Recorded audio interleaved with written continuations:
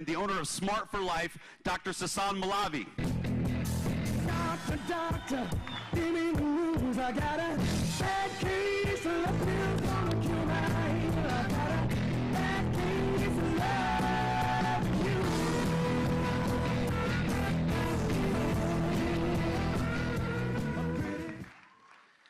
Hi everyone, I'm Dr. Sass Malavi, but everybody calls me Dr. Sass. And I'm going to change my talk a little bit because the talk Jeremy gave was so excellent. I was blown away by this talk. I knew this guy had it in him when I met him. He just blew me away.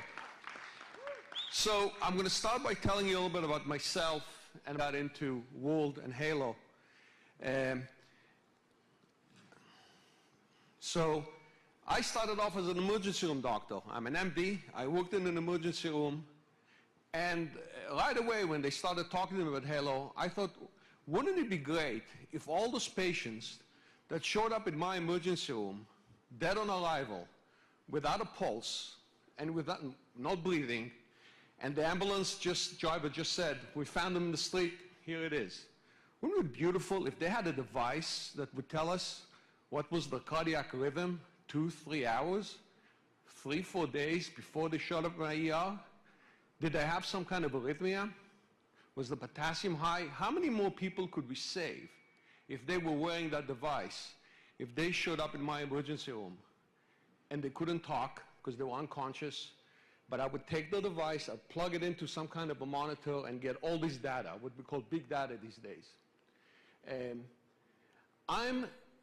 I started out in emergency medicine, but I was fat. I was obese, actually. And I started a journey in weight loss, eventually became board certified in bariatric medicine, which is weight loss medicine, and also in anti-aging medicine. And my journey in medicine really took me into business and not the other way around.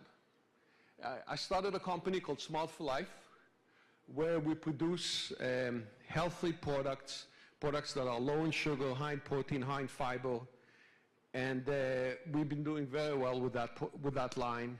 And I really believed in delivering food and nutrition would be key to making people living healthier and better lives. I also started a company called Straight Medical Lab, which Jeremy used to work for. Jeremy was my employee. I think I'm going to be working for Jeremy going forward. And you know what? I'll tell you a story about Jeremy. He did a conference in Louisiana. And I don't know how many of you are in medical sales, but it's one of the hardest things to sell because doctors are busy. Some of them are just pain in the butt. And Jeremy would never, ever give up. I would talk to doctors and I would say, this guy's never going to buy anything. And Jeremy would sell them. But this company was one of the companies Jeremy said no to because he saw something bigger and he moved on. And I was friends with Jeremy on Facebook. All of a sudden I see him in Dubai, I see him here, I see him there. I said, what is this guy doing? And Lydia came up to me because I only talk to Lydia now. She's much better looking than Ryan. And she told me, you got to look at this device. And I said, no, I hate network marketing, leave me alone. And then Ken and Tara came and they literally shoved the device in my face and said, you got to use this. You got to look into this. And I looked into it and I knew Jeremy was already involved. And the fact that I saw what Jeremy was doing got me involved in it. And this device is revolutionary. I don't think any of you understand what's happening in the world right now. There is a revolution in the world happening right now. And I'll talk to you in a few minutes about it. And the revolution is that what's happening is that things are going to change very quickly in the next 10 to 15 years. We are going to have self-driving cars. 10% of men and women right now drive for a living. They will lose their jobs because self-driving cars are coming. Okay? The other thing that's going to happen is that when I'm in a nursing home, a robot is going to change my diapers. Okay? That's what's going to happen. I know some of you think it's crazy. That is what's going to happen. And in the next 10 to 15 years, The era of you sitting down with your doctor and giving him a long history, which gives a few data points, is going away. Everybody will have wearables. They will have huge data points that will be delivered to the doctor. The doctor will know your blood pressure, not just when you walked into the office, but for the last month, 6 months, or a year, how you felt, how you ate, your blood glucose level. I don't think you guys realize how big that is. That is not just for diabetics. 50% of you in this room are insulin resistant. 50% of you in this room eat too much sugar. 50% of you in this room need to have your blood sugar monitored. You want to know, can you imagine when you're having a meal, and the end of that meal, you get an alarm, and your guardian gets an alarm, and maybe your doctor gets an alarm that your blood sugar went too high, even though you're not a diabetic, but you just pigged out and had too much sugar? Is that going to change your behavior? Do you think you're going to wake up the next day and say, well, maybe I shouldn't eat that again? Well, that's happening. And you're part of the technology that's going to do that. So you have to understand that this is just much bigger than diabetics. Yes, diabetics are going to benefit. But how many people are going to be prevented from getting diabetes because we will be able to tell them, guys, your lifestyle is wrong. You're too sensitive to sugar. And you will be able to know which foods work well for you and which foods don't, the quantities. This technology is going to make this possible. And it's actually much greater than this. Because we are going to be using wearables for something else. Jeremy's daughter may live to 200 years. Now, I'm an anti-aging doctor, and I can tell you that in the anti-aging community, we are right now saying that it's very possible that this next generation will come into the generation where we can begin reversing the aging process.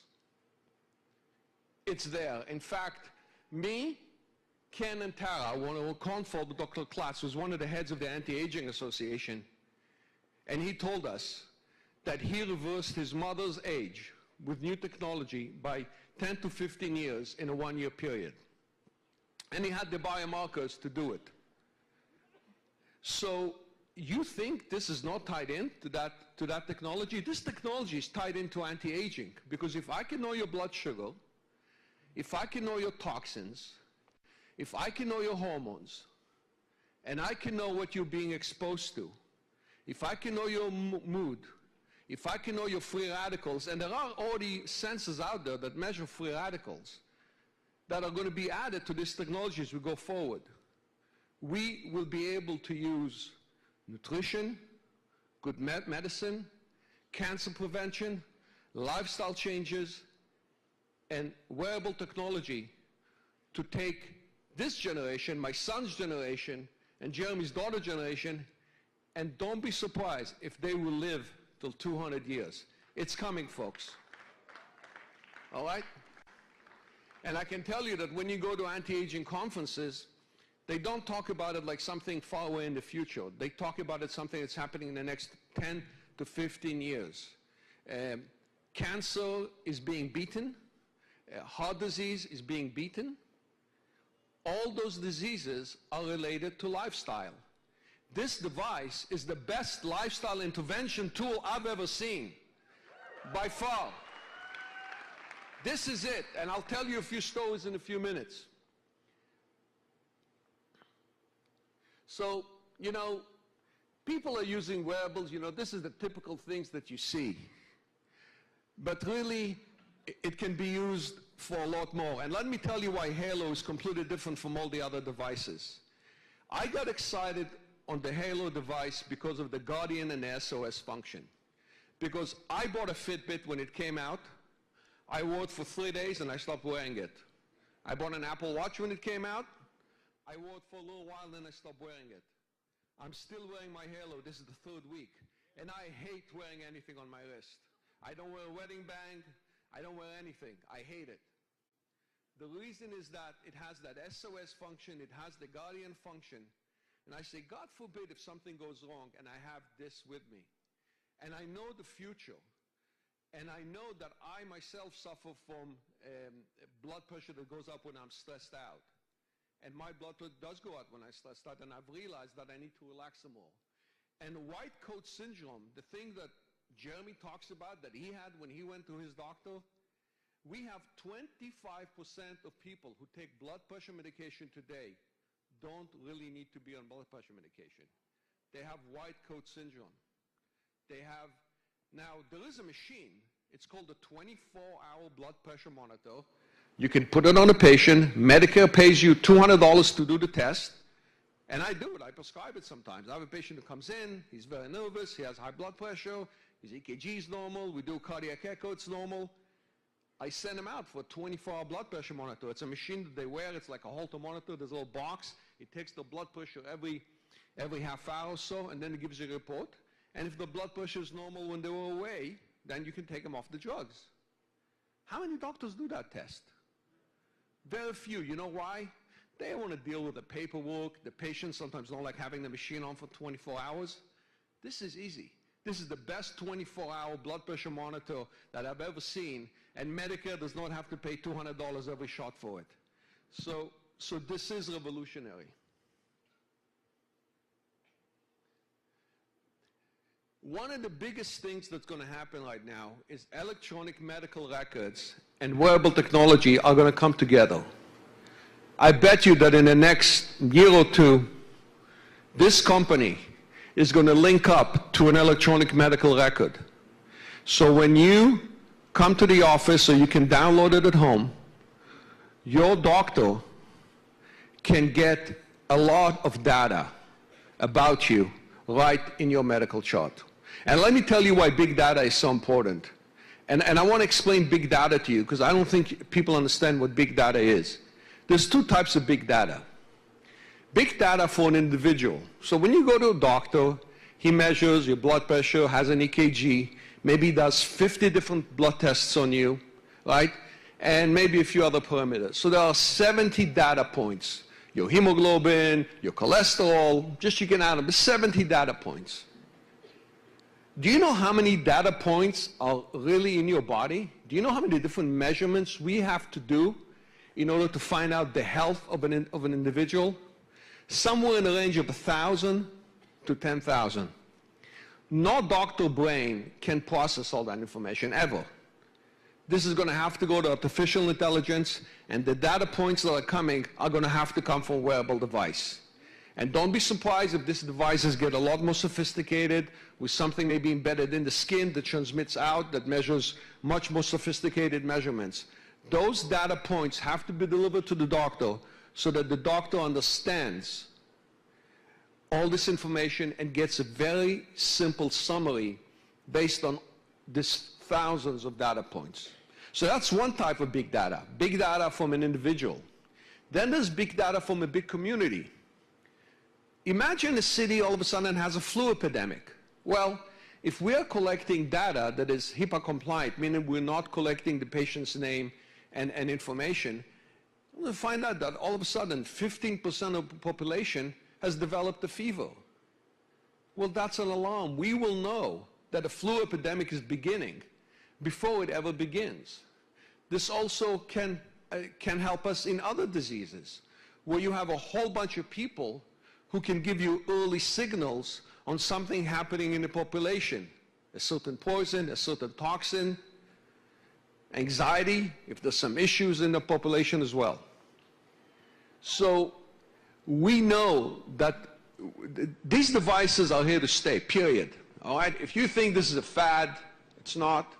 If you think this is in the early infancy of what's happening in the medical devices, the problem is that I'm a doctor, and doctors have not woken up to these devices. They still don't understand what they do.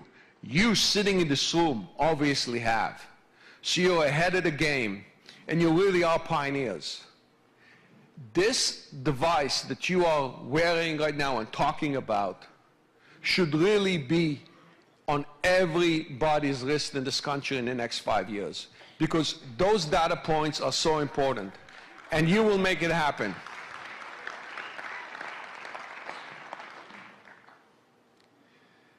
There's also a perfect marriage between this device for weight loss. This device can tell us about, you know, a lot of my patients come to me and they tell me, I eat because I'm angry, I eat because I'm depressed, I eat because I'm bored, I eat because I'm stressed. Wouldn't it be nice if I could know if what the patient is telling me is true? That would differentiate between the patient who just tells me that and the patient who doesn't tell me that. Wouldn't it be nice if I can tell the patient, hey, you visited McDonald's twice in the last week? All right. This is going to happen because this device will have geographic, apps are going to be created. This is why the App Store that this company has created is revolutionary, because an app will be created that will tell you when did the patient eat, where did they go, and the doctor can put warning areas. You know, McDonald's, don't go there. I'm going to get an SOS. I'm going to get a Guardian alert. It's going to happen. I remember 5 years ago, I had a friend who started a diet, and all of a sudden I get a phone call like at 10 o'clock at night. He was living in New York City. I still live in Florida. And he says, I'm outside of a pizza place. Talk me out of it. And I go, what? He goes, I'm outside this pizza. I'm going to have a pizza. Talk me out of it. I said, don't go. Just leave. Go for a walk. Go have a protein bar. And he did. I would love to be able to do that automatically, electronically. People want that. People want to be talked out of it. People want to be talked out of eating bad. These devices will be able to do that.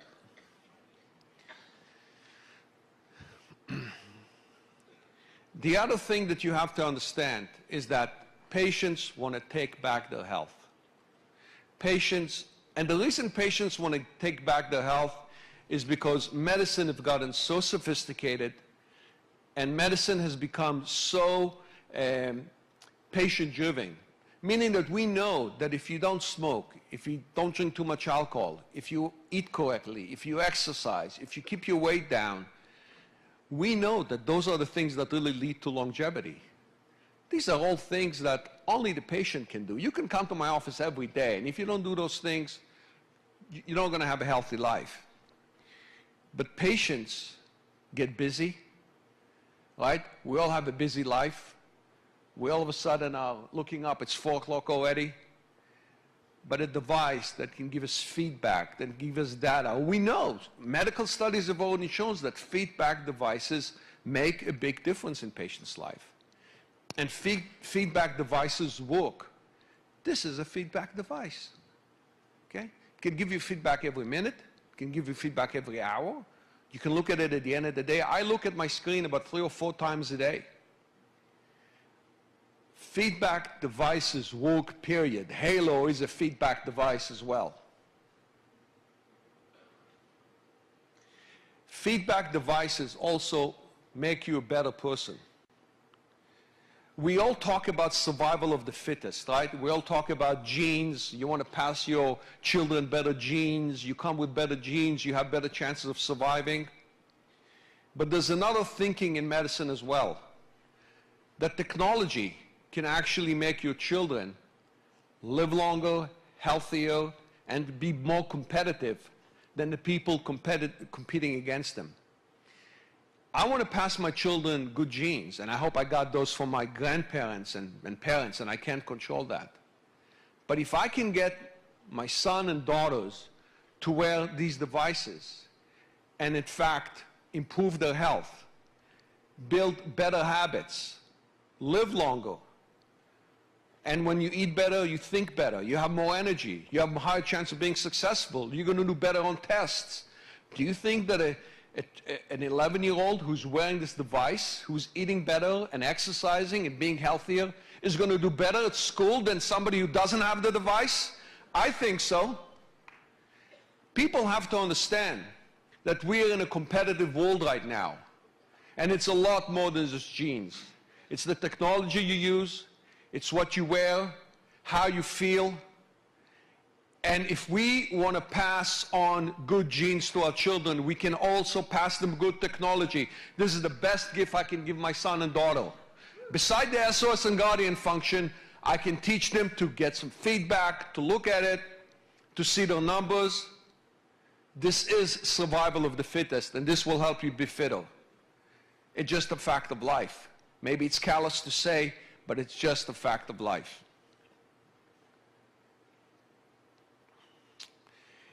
I want to tell you a quick story. I got my devices. I got a first device from Jeremy. He sent it to me about 5 weeks ago, and then I got my devices about 3 weeks ago, and we're getting some more now. This is actually not the patient I'm talking about. We didn't have a picture. This is another patient. So when I got my device, I had a patient that was sitting in my office. I had a patient who wasn't losing weight. And I said, you know, I'm going to put a device on her. So I had one of my assistants who know how to use the device. She was using it for a while, put it on her, attach it to her phone, teach her how to use it. She made me the guardian, so the patient was told that every time she has, you know, any of these parameters go away, I'm going to get a text. Do you know this patient she lost about 25 or 30 pounds over the last couple of months, and then she was a plateau for 2 to 3 months, but she kept coming. She lost 7 pounds in those 3 weeks. Just thinking that I know what she's doing. Okay? I never got one text the whole 3 weeks.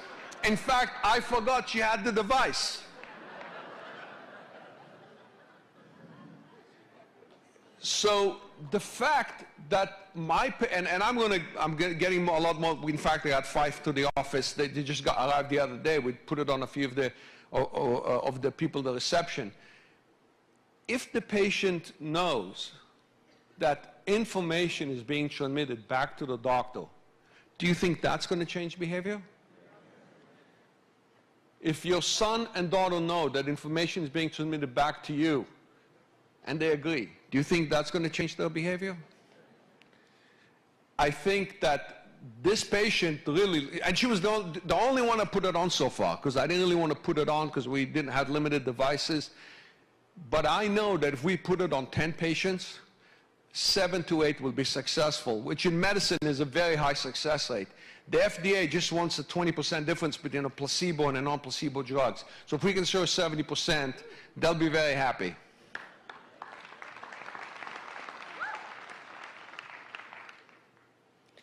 One of the things that I think that Jeremy understood when he got into this device, and he kind of put this all together, is that we're going to create a Smart for Life app for Helo, because we believe that these devices are also going to help you sell product at some point.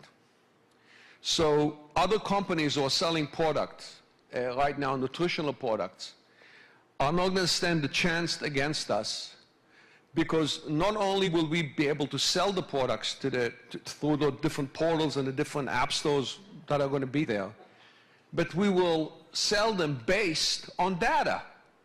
We'll sell them based on information. We'll sell them based on feedback from these devices that is going to tell us which supplements they need, what kind of food should they be eating? Should be eating more fiber, less fiber, more sugar, less sugar, more greens, less greens, eat less free radicals. Are you living in an area where lead is very high? This is coming, folks. Okay, I know it sounds way out in the future, but it's not. It's right around the corner, because the technology is available. We just need to get them all together to the device. And I can tell you that just the glucose monitoring, just that, is going to be revolutionary.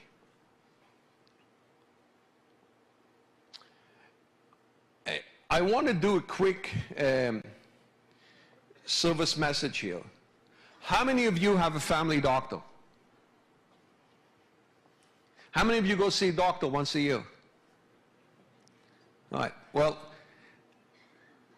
the ones of you don't, go get your physical exam. Okay, it's important. And the ones that do, next time you go to their office, take an iPad with you, take your iPhone with you, and play them the video. Just play them the video. Ask for the text and send them the text. I'm asking you to sell. I want your doctors to be exposed to this device. And for the doctors who are interested, ask them, they have 2,000 to 3,000 patients in the database, to send a simple email out and bring this information to their patients. Not only will you be making a lot of money, because you should be signing a hell of a lot of people, but you'll also be doing a public service, because you have no idea how many people's lives you're going to improve by just doing that simple thing. So walk into the office, wear the device, and as you're filling the forms, tell the receptionist, hey, can I show you something? It's really exciting, and play them the video. Don't be embarrassed. Don't think, oh, it's a doctor's office, I can't do that. Doctors need to be exposed to this. And you need to get it done.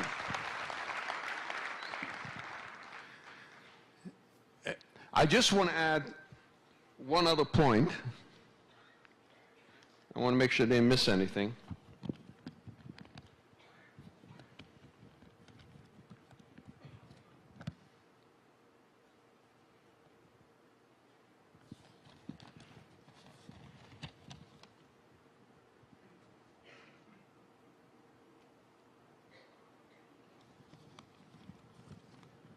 Yeah, typical doctor. Doctor with Alzheimer's. Can't remember anything.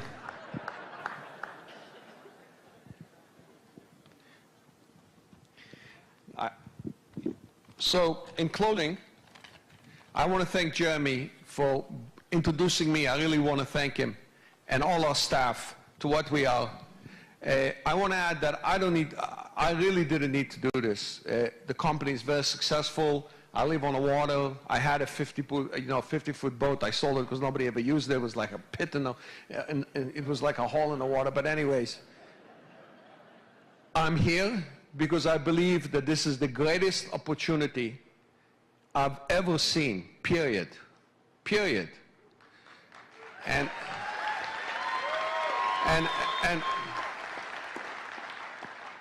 I can tell you that the technology is sound, and there is going to be some growing pains in this technology, okay? There will be, like anything else. Because this is complicated, guys. This is complicated stuff. This device that you see on your wrist is sophisticated. But I think that this company has also chosen the network marketing model to go out with, and at the beginning I thought it was wrong, but I think it's actually the perfect way to get this device out. Because if you gave this device to doctors to sell in their offices, it would take 100 years to get to where we are now. You guys can blow this thing open, and I bet you that the next conference next year, we'll probably need to take 4 to 5 hotels in the city in order to fill it. I know it. I know it. So I think that the network marketing model for this device and for this line of things that are going to follow it, because there'll be a lot of other things following it, is exactly the right way to go. And the idiots like me used to say, oh no, I hate network marketing, you know, are going to wake up and say, you know what, it works. You know why? Because people want to listen to other people and people trust other people. And frankly, doctors don't have time, and you know, the whole sales model is changing. I mean, how many of you buy from Amazon?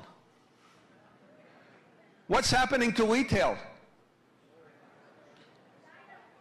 It's all changing, folks. The whole world is changing. You will have your diapers changed by robots, trust me. Okay? I mean, I know you guys don't believe it, so you have to realize that things are changing and you got to pass the message on. This is the future. Let's get it done. Thank you. Thank you.